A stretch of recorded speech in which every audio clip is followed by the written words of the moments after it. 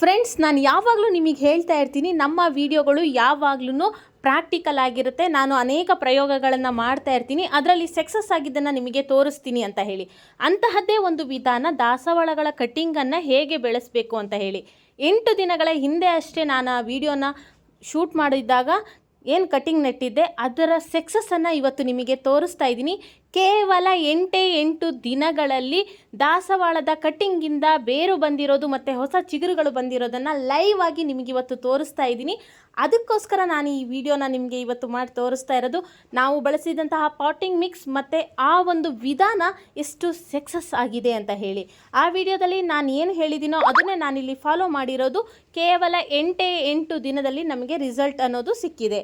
ಯಾರು ಆ ವಿಡಿಯೋನ ನೋಡಿಲ್ಲ, ನಿಮಗೆ ವಿಡಿಯೋದ ಕೊನೆಯಲ್ಲಿ ಅಂದರೆ ಈ ವಿಡಿಯೋದ ಕೊನೆಯಲ್ಲಿ ಆ ಕಟ್ಟಿಂಗನ್ನು ನೆಡುವ ಒಂದು ವಿಧಾನದ ಬಗ್ಗೆ ಏನಿದೆ ಫುಲ್ ಡೀಟೇಲ್ ಇರುವಂತಹ ವಿಡಿಯೋ, ಅದರ ಲಿಂಕನ್ನು ಕೊಟ್ಟಿರ್ತೀನಿ. ಮರಿದೆ ಆ ವಿಡಿಯೋನ ನೋಡಿ ನೀವು ಕೂಡ ನಿಮ್ಮ ಕಟ್ಟಿಂಗ್ಸನ್ನು ಇದೇ ರೀತಿ ಬೆಳೆಸಿ. ಕೇವಲ ದಾಸವಾಳ ಅಂತಲ್ಲ, ಗುಲಾಬಿ ಗಿಡದ ಕಟ್ಟಿಂಗನ್ನು ಸಹ ಇದೇ ವಿಧಾನದಲ್ಲಿ ಬೆಳೆಸಬಹುದು. ನೋಡಿ, ನನಗೆ ಮಿರಾಕಲ್ ಫೀಲು. ನೋಡಿ ಅಲ್ಲಿ ಎಷ್ಟು ಚೆಂದ ಬಂದಿದೆ ಚಿಗುರು. ಅದೂ ಏನು ಜಸ್ಟ್ 8 ಡೇಸ್ ಅಷ್ಟೇ ಆಗಿರೋದು. ಪ್ರತಿಯೊಂದು ಕಟ್ಟಿಂಗಲ್ಲೂ ಸಹ ಬೇರು ಬಂದಿದೆ. ಇದು ಹಳ್ಳಿ ಕಡೆ ಇರೋರಿಗೆ ತುಂಬ ಕಾಮನ್, ತುಂಬ ಚಿಕ್ಕ ವಿಷಯ ಅನ್ನಿಸ್ಬೋದು. ಬಟ್ ನಾವು ಟೆರೆಸಲ್ಲಿ ಪಾಟಲ್ಲಿ ಗಿಡಗಳನ್ನು ಬೆಳೆಸುವಾಗ ನಮಗೆ ಈ ಥರದ ಚಿಕ್ಕ ಚಿಕ್ಕ ಒಂದು ಬೆಳವಣಿಗೆನೂ ತುಂಬಾ ಖುಷಿ ಕೊಡುತ್ತೆ. ಹಳೆ ಎಲೆಗಳು ಕೆಲವೊಂದೊಂದು ಸ್ವಲ್ಪ ಹಾಳಾಗಿತ್ತು, ಅದನ್ನು ರಿಮೂವ್ ಮಾಡಿದ್ದೀನಿ. ಅದೇನು ಎಲೆ ಇತ್ತಲ್ಲ, ಹಳೆ ಎಲೆ ನಾವು ಬಿಟ್ಟಿದ್ವಲ್ಲ, ಅದೇ ಜಾಗದಲ್ಲಿ ನಾನು ಹೇಳಿದ್ದೆ ನಿಮಗೆ ಚಿಗುರು ಬರುತ್ತೆ ಅಂತ. ಆ ವಿಡಿಯೋದಲ್ಲಿ ನೋಡಿ, ಅಲ್ಲೇ ಮತ್ತೆ ಚಿಗುರುಗಳು ಬಂದಿದೆ.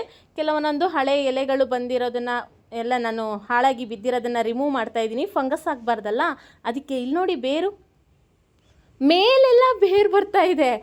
ನನಗೆ ಬಿಲೀವೇ ಮಾಡೋಕ್ಕಾಗ್ತಾ ಇಲ್ಲ, ಅಷ್ಟು ಚೆನ್ನಾಗಿ ಇದು ಸಕ್ಸಸ್ ಸಿಕ್ಕಿದೆ.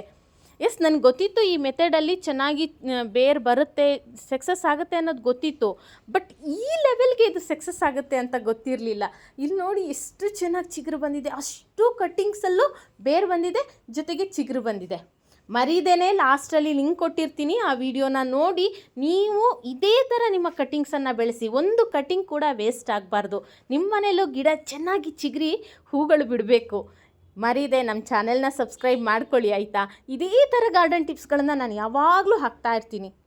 ಕ್ವಿಕ್ಕಾಗಿ ನಾನು ಈ ರಿಸಲ್ಟನ್ನು ನಿಮಗೆ ತೋರಿಸ್ಬೇಕು ಅಂತಲೇ ಇವತ್ತು ಇಮಿಡಿಯೇಟ್ ಈ ವಿಡಿಯೋನ ಮಾಡಿ ಅಪ್ಲೋಡ್ ಮಾಡ್ತಾ ಇರೋದು. ಯಾಕಂದರೆ ನೋಡ್ತಾ ಇದ್ದಂಗೆ ನನಗೆ ಅಷ್ಟು ಖುಷಿ ಆಗೋಯ್ತು, ನಿಮ್ಮ ಜೊತೆ ಶೇರ್ ಮಾಡಿಕೊಳ್ಳೇಬೇಕು ಅಂತ ಅನ್ನಿಸ್ತು. ಯಾಕಂದರೆ ಈಗ ರೈಟ್ ಟೈಮ್ ಕಟ್ಟಿಂಗ್ಸ್ಗಳನ್ನು ಬೆಳೆಸೋದಕ್ಕೆ. ಫ್ರೆಂಡ್ಸ್, ಫ್ಯಾಮಿಲಿ ಯಾರ ಮನೆಗೆ ಹೋದಾಗ ಕಟ್ಟಿಂಗ್ಸನ್ನು ತೊಗೊಂಬನ್ನಿ. ನಾನಿಲ್ಲಿ ತೋರಿಸಿರೋ ವಿಧಾನವನ್ನು ನೀವು ಟ್ರೈ ಮಾಡಿ ಕಟ್ಟಿಂಗ್ಸನ್ನು ಬೆಳೆಸಿ ನೋಡಿ.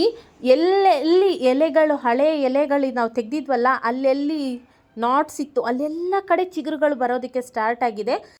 ನಾನೀಗ ಹೇಗೆ ಕವರ್ ಮುಚ್ಚಿಟ್ಟಿದ್ನಲ್ಲ ಹಾಗೆ ಮತ್ತೆ ಕವರನ್ನು ಮುಚ್ಚಿಡ್ತೀನಿ. ಯಾಕಂದರೆ ಅದೊಂದು ಪಾಲಿ ಹೌಸ್ ರೀತಿಯ ಒಂದು ವಾತಾವರಣದಲ್ಲಿತ್ತು. ಹಾಗಾಗಿ ಆ ವಾತಾವರಣದಿಂದ ತಕ್ಷಣ ನಮ್ಮ ಈ ಬಿಸಿಯ ವಾತಾವರಣಕ್ಕೆ ಹೊಂದ್ಕೊಳ್ಳೋದಕ್ಕೆ ಅದಕ್ಕೆ ಟೈಮ್ ಬೇಕಾಗುತ್ತೆ. ಹಾಗಾಗಿ ಸಂಜೆ ಹೊತ್ತಿಗೆ ದಿನದಲ್ಲಿ 2 ಗಂಟೆ ಮಾತ್ರ ಹೊರಗಿನ ವಾತಾವರಣಕ್ಕೆ ಓಪನ್ ಮಾಡಿಟ್ಟು ಮತ್ತೆ ಅದೇ ಥರ ಕವರ್ ಮುಚ್ಚಿಡ್ತೀನಿ. ಎಷ್ಟು ದಿನ ಹೀಗೆ ಕವರ್ ಮುಚ್ಚಿಡಬೇಕು ಅಂತ ಅಂದರೆ ಸುಮಾರು 1 ವಾರಗಳ ಕಾಲ. ಅದರಲ್ಲಿ ಒಂದು 4-5 ಎಲೆನಾದರೂ ಬರಬೇಕು ಚೆನ್ನಾಗಿ. ಅಷ್ಟು ಬರೋ ತನಕ ನಾನು ಇದೇ ಥರ ಮುಚ್ಚಿ ಕವರ್ ಮಾಡಿ ಇಡ್ತೀನಿ. ಆ್ಯಂಡ್ ಕಟ್ಟಿಂಗ್ಸ್ ಎಲ್ಲ ನೆಡೋ ಡೀಟೇಲ್ಸು ಎಲ್ಲದ್ರದ್ದು ಲಿಂಕನ್ನು ಈಗ ಕೊಟ್ಟಿದ್ದೀನಿ, ನೋಡಿ ಎಂಜಾಯ್ ಮಾಡಿ.